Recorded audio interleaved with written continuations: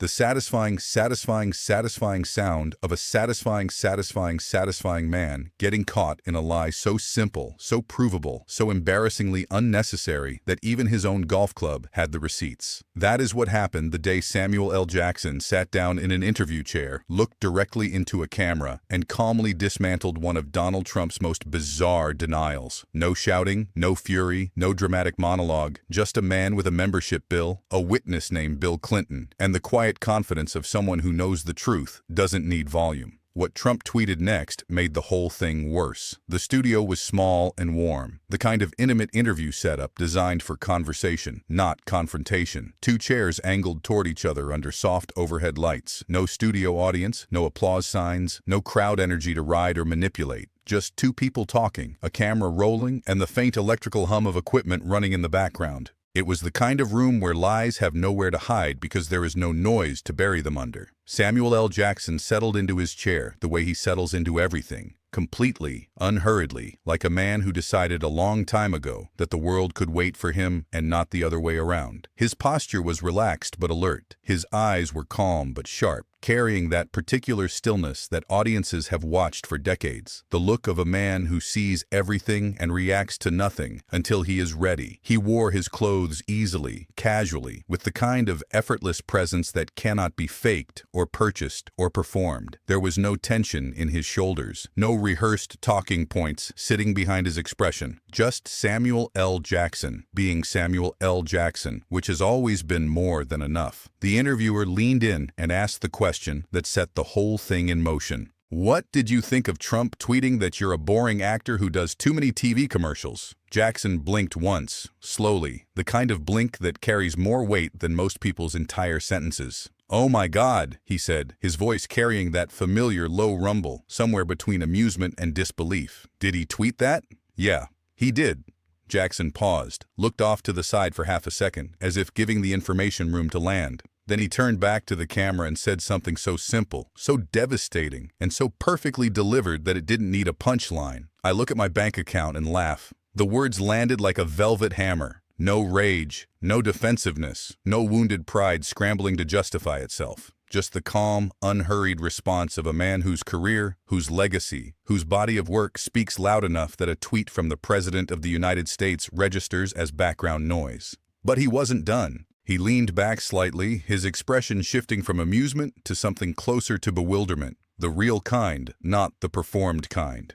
"I mean, out of all the things that need to be dealt with presidentially," Jackson said, "he's worried about me saying that he cheats at golf?" He let the absurdity of that sit in the air. The leader of the free world, the man with access to nuclear codes, military intelligence, diplomatic channels that could reshape the planet. And his priority, his pressing, urgent, cannot-wait concern, was that Samuel L. Jackson had told people he cheats at golf. "Or that he doesn't really know me," Jackson added, his voice dropping into that register he uses when something has crossed the line from funny into genuinely strange. "Is that what the deal is? Wow, that's awful." And there it was. Not anger, not outrage, something worse for Trump. Pity. The quiet, almost sad recognition that the most powerful man in the country was spending his time and energy on something this small, this petty, this completely beneath the office he held. But the real story wasn't the insult. The insult was just the door. What waited on the other side was something Trump never expected anyone to walk through. Because Donald Trump has insulted a lot of people. Senators, war heroes, world leaders, journalists, athletes, scientists, allies and enemies alike. Sometimes in the same sentence, sometimes in the same breath. The list stretches so long it has become its own kind of monument. A tower built entirely of discarded relationships and burned bridges. But this story, this particular chapter, is different because this is the time Donald Trump looked at one of the most recognizable men on the planet, a man he had personally called, personally invited, personally played golf with, and told the entire world he had never met him.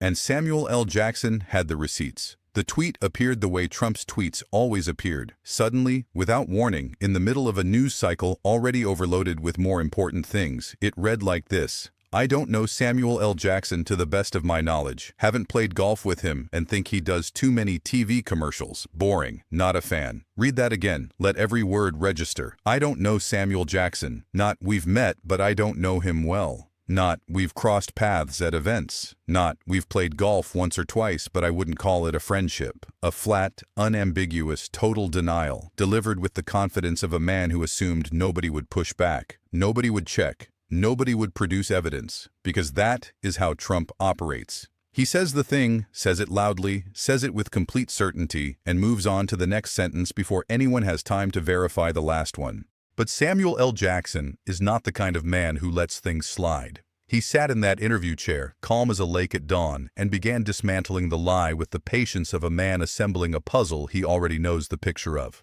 "Yeah, I've met him a lot," Jackson said. The interviewer pressed. "You've played golf with him?" "I played golf with him, a lot."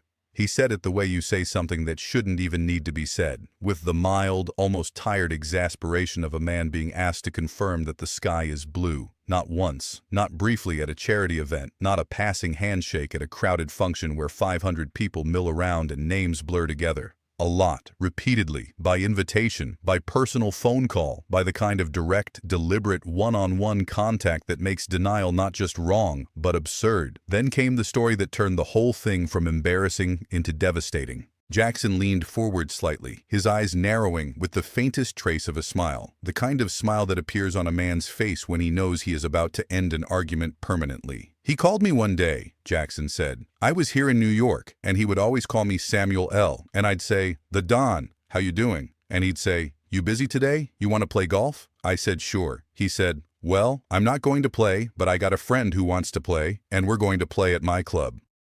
Jackson paused. The room was silent. Even the interviewer was leaning forward now, sensing that something important was coming. "And when I got there," Jackson said, his voice dropping just slightly, "it was President Clinton." The word landed like a stone in still water. "Really?" the interviewer said. "Who could also verify," Jackson continued, his voice steady as a heartbeat, "that Donald Trump knows me." And there it was, the kill shot. Delivered without fury, without volume, without any of the dramatic weapons that Trump's opponents usually reach for. Just the calm, factual, quietly devastating truth. Not just golf, not just once. Trump kept calling, kept inviting, kept wanting Samuel L. Jackson in his orbit, because that is what Trump does with famous people. He collects them, he surrounds himself with them, he feeds on their proximity because their presence makes him feel legitimate, validated, important. Their fame reflects back onto him like light off a mirror, and for as long as that reflection serves his image, they exist in his world. But the moment they stop being useful, the moment they say something critical, or fail to flatter, or simply stop reflecting status back at him, the relationship is revised, rewritten, erased entirely. The calls that happened never happened. The golf games that were played were never played. The name he used personally, warmly, repeatedly, becomes a name he claims not to recognize. "I don't know Samuel Jackson."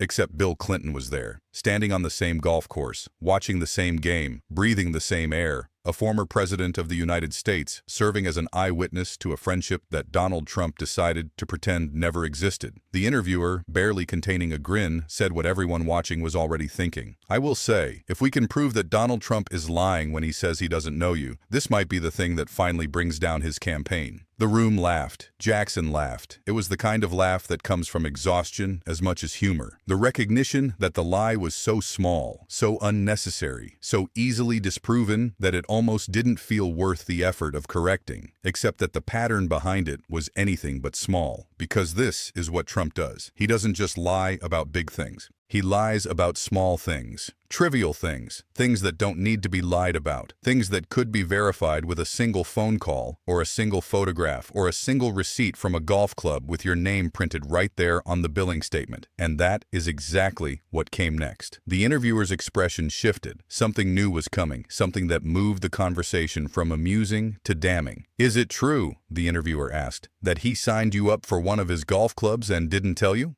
Jackson nodded slowly. The calm never left his face, but something flickered behind his eyes. Not anger, not surprise, but the quiet recognition of a pattern so consistent it had become predictable. "Yeah," Jackson said. "So you had to pay?" "No," Jackson interrupted, gently but firmly. "I didn't pay. I got a bill that I didn't pay." He let that distinction sit in the air, because it mattered. Trump didn't ask, he assumed. He assumed Jackson's time was available, his loyalty was guaranteed, his wallet was open, and that Trump's attention was a prize so valuable that the privilege of paying for a golf club membership you never requested should be received with gratitude. I had my assistant call, Jackson continued, and tell them I don't really belong to that club and I haven't been there in 3 years. And they said, well, you are a member, and here's your member number. And they were charging me some pool fee for being there. And I said, I haven't been there in 3 years. A pool fee for a club he never joined, at a facility he hadn't visited in 3 years, signed up without his knowledge, billed without his consent, enrolled in a membership he never requested by a man who would later tell the world, with total confidence, without a flicker of hesitation, that he didn't even know who Samuel L. Jackson was. The absurdity of it was almost too perfect to be real. But that is the thing about Trump. The absurdity is always real. It is always documented. And it is always somehow worse than you expected. Jackson sat with the weight of all of it. The tweet, the denial, the golf games, the phone calls, the President of the United States standing on the same fairway, the unauthorized membership, the pool fee. And he didn't shout. He didn't slam his fist. He didn't perform the outrage that the moment arguably deserved. He just sat there, calm, still, measured, almost amused, because Samuel L. Jackson understood something that most of Trump's opponents never figured out. You don't beat a man like Trump by matching his volume. You don't win by screaming louder or tweeting faster or manufacturing a bigger spectacle. You beat him by standing still, by speaking clearly, by laying the evidence on the table and letting it do the work. And somewhere in this dramatic retelling, Trump was watching. His phone was already in his hand. The familiar heat was building behind his eyes, that tightening of the jaw, that restless energy that turns quiet rooms into war zones. His staff knew the signs. They had seen them 1,000 times. The pacing would start first, then the muttering, then the tweets, because this was the kind of moment Trump cannot survive. Not the insult. He can survive insults. Not the mockery. He feeds on mockery, but the evidence. The quiet, undeniable, documented evidence that the thing he said simply was not true. A bill from Trump National with Samuel L. Jackson's name on it. A witness named Bill Clinton. Phone calls and invitations. An afternoon spent on golf courses that Trump built, at clubs Trump owned, on days Trump arranged. I don't know Samuel Jackson. The lie was so small it was almost pathetic. And that is what made it so revealing. Because if a man will lie about something this trivial, this easily disproven, this laughably unnecessary, what else will he lie about? What larger denials rest on the same foundation? What bigger erasures follow the same pattern? That was Jackson's point. He never had to say it out loud. He never had to build the argument or deliver the thesis or construct the rhetorical framework. He just told the truth, calmly, with evidence, and let the audience do the math. And the math was devastating. The meltdown came the way it always comes. The pacing, the phone gripped tight enough to whiten knuckles, the rapid-fire instructions to staff about responses and counter-narratives and angles of attack, the furious energy of a man trying to outrun a truth that moves faster than he does. The tweets, sharp, scattered, defensive, each one proving the very thing it was designed to disprove. The louder it got, the clearer the truth became. Because if the words meant nothing, there would be no reaction. If the evidence had no weight, there would be silence. But there was no silence. There was noise. There was fury.